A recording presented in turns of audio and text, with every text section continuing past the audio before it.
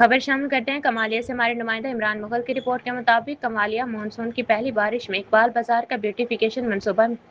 امتحان میں کمالیہ مونسون کی پہلی بارش نے اقبال بازار میں کروڑوں روپے کی لاگت سے مکمل کیے گئے بیوٹیفیکیشن منصوبے کی کارکردگی پر سوالات اٹھا دیے۔ مونسون بارش کے دوران اقبال بازار میں نصب کیا گیا شیڈ چھت کا ایک حصہ متاثر ہو کر نیچے آ گیا جبکہ ایک تہائی حصہ کینچی گرنے سے ایک خاتون زخمی ہو گئیں۔